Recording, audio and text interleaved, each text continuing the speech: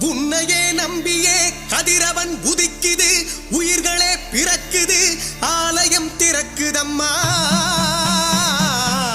சிவனவன் பாதியே ஜகத்குரு ஜோதியே தேரி